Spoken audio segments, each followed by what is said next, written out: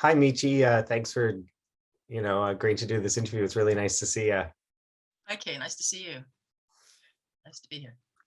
So we're super excited to have officially brought out the DIY vegan Cooking. Cooking cooking. this. Exactly. That's it. DIY vegan cooking visual recipe cards. There we Yeah. go. What a wonderful product. How are you feeling about it? I'm really, really pleased with them. I mean, when I opened the box and saw that they look exactly like I watercolored them, it was such a, I was thrilled. I was thrilled. And yeah, they're nice. They're nice and sturdy and laminated, and they'll put up with anything that spills happen in the kitchen. No, I think they've come out just like I imagined. Oh, Yeah, that's really, really wonderful. pleased. Yeah. Because I mean, you never know with printing how it's, how it's going, and watercolor is notoriously difficult, but I think this has just come out beautifully. Oh, yay. Well, that's so great. I'm so happy to hear it. And I know, you're such a particular artist. Because you draw by hand, you sort of will get things just right on paper and then translating that digitally. Mm. So what is the process that you use if you want to catch people up on it? Uh, Well, first of all, I mean, basically, whenever I used to cook, I would just jot things down on the back of an envelope anyway, with sort of arrows and pictures. So just very, very simple sketches that were, um, visual. So I think my recipes would start like that, but I would work out what size it wanted to be and make sure it's going to fit in a square. Do a draft by hand, stick it on the light box, and go over that in ink.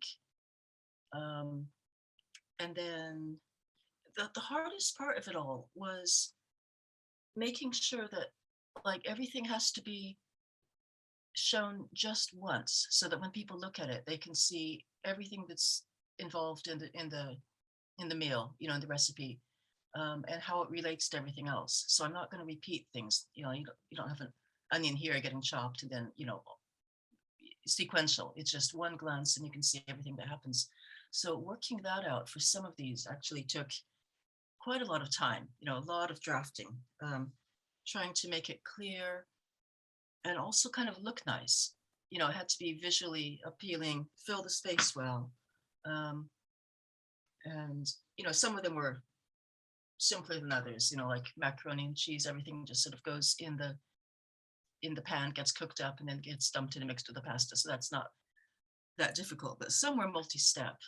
Um, but anyway, whatever they were, I would ink them in fountain pen on watercolor paper, and then watercolor them.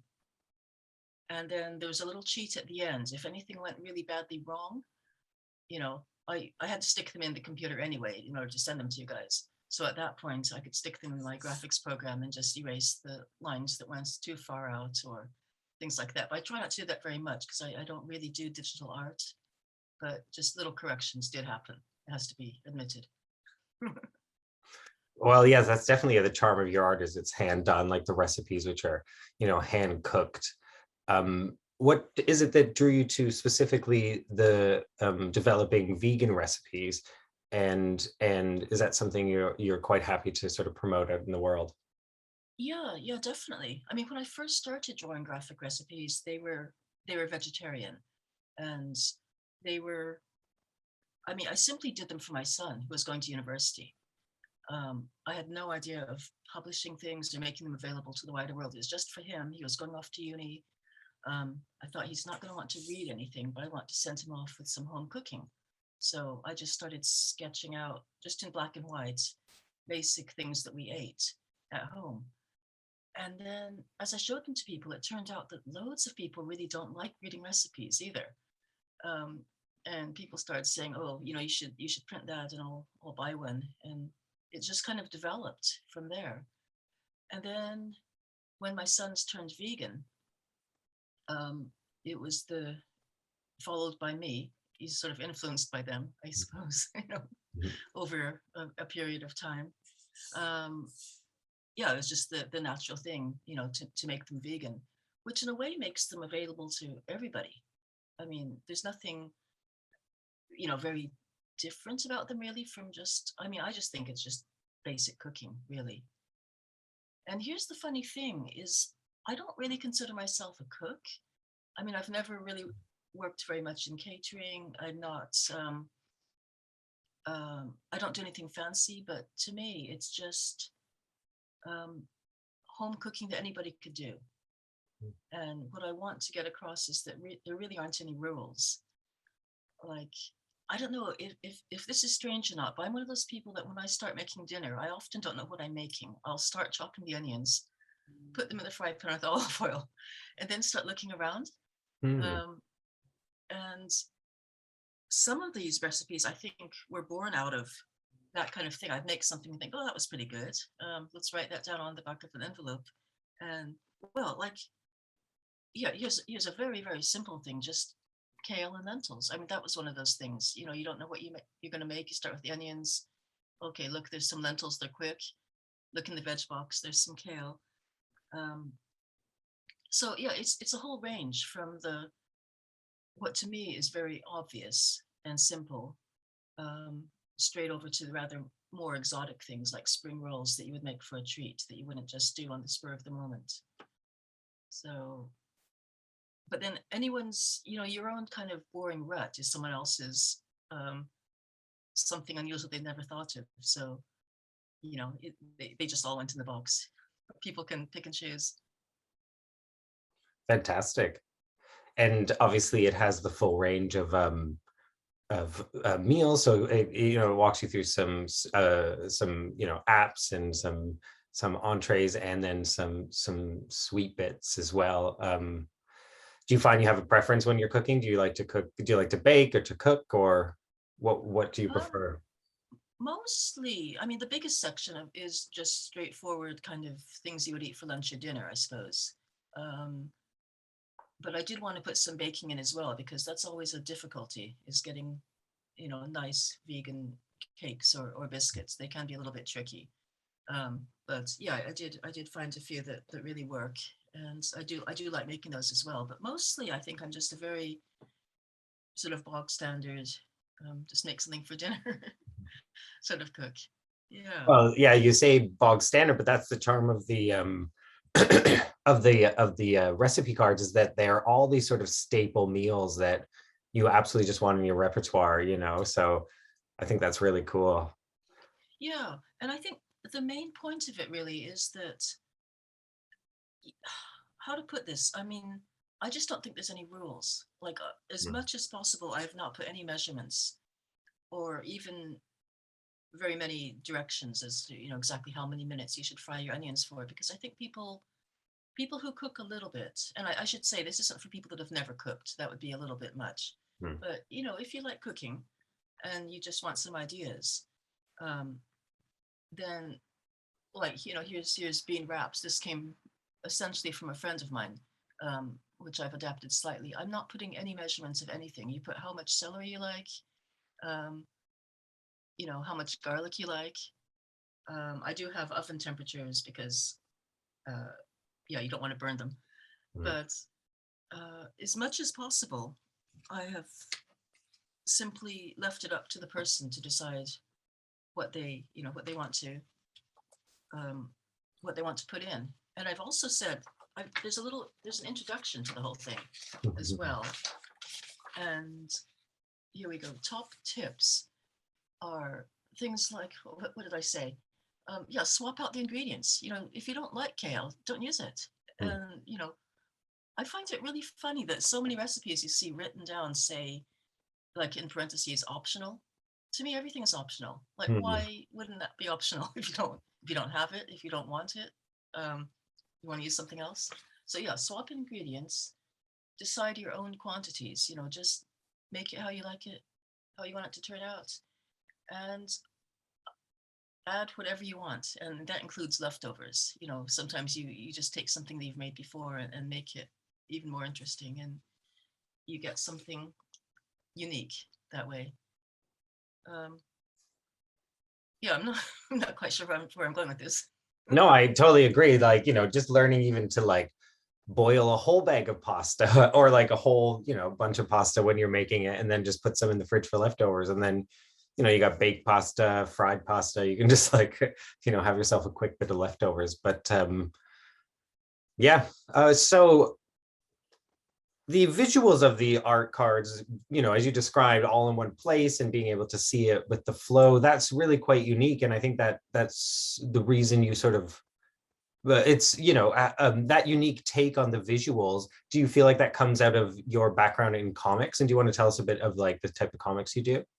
Oh, it's funny because in a way it's the opposite of comics, isn't it? This is just how my brain works.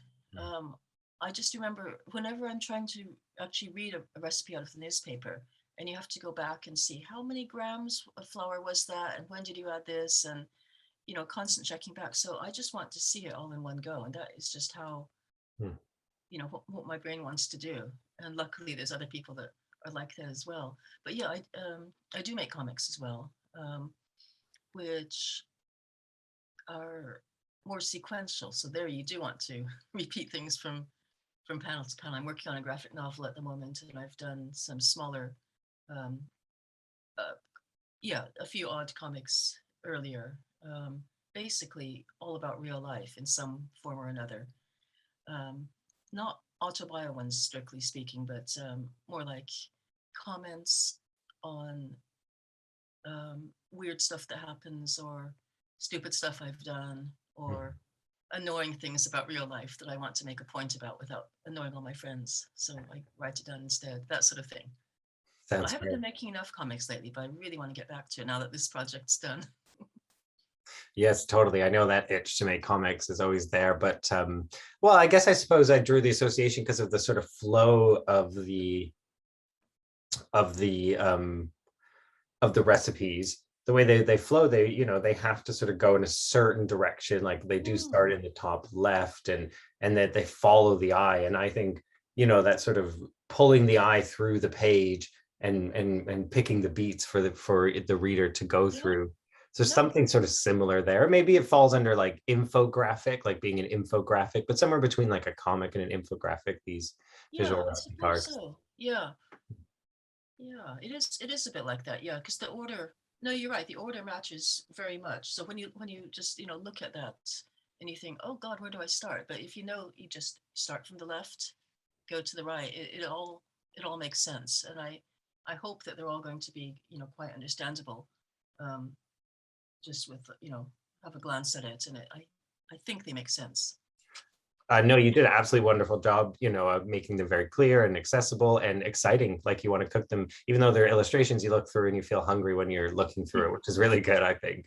Oh, So just at the very end here, one last thing is I don't know if you realize that there is a small little Easter egg on the design of the box. So if you open the top flap, there's um, two little like indents there. oh yes. And so what you can do with that is you can actually slip two cards in, one on each side, and then you can hold the recipe card. You can have the recipe cards on display as you're drawing. Ah, or as you're cooking even.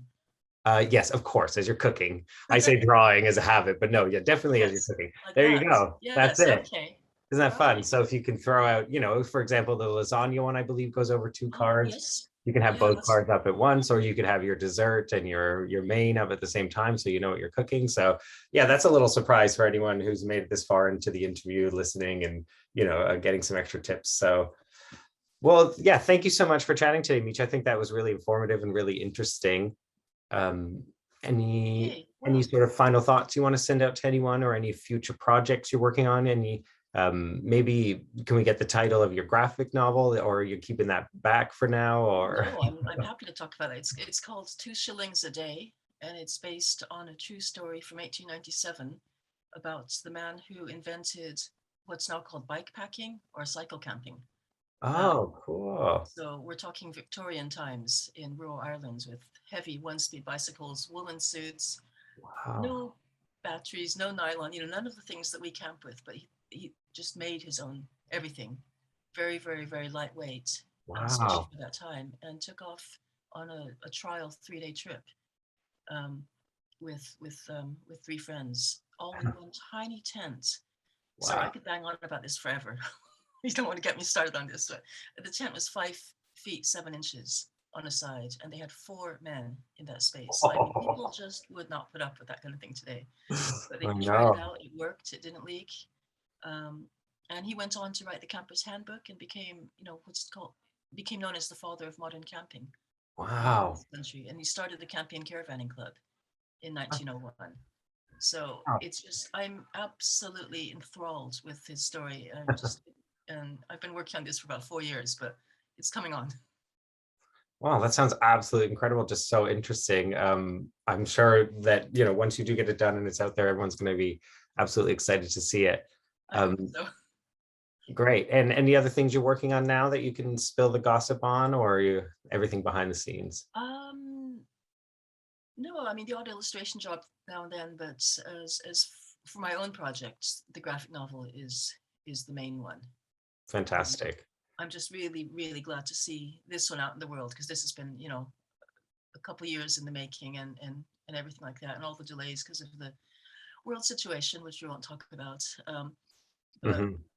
I just really, I really want to get it into people's hands, because anyone can cook, and there's no mystery about it really, and you don't need to buy special, vegan replacement foods in the supermarket. It's just um, be experimental. That's what it's all about. Yeah, I think that's great. We're supposed to, our diets are supposed to be 90% the same, regardless of whether you eat meat or not. Lots of veg, lots of fruit, lots of fiber, and yeah, lots of water, hydration. So, Yeah, that's a hard one to remember. our bodies are all built the same. Um, Wonderful. Well, thank you so much for chatting today. And yeah, we can't wait to see more from you in the future. And as you say, we can't wait for the DIY vegan cooking visual recipe cards to get into everyone's hands so they can start making their own food and cooking their own vegan meals. Hooray. Hooray. Wonderful. Okay, Thanks, that's right. Michi. Thank you very much.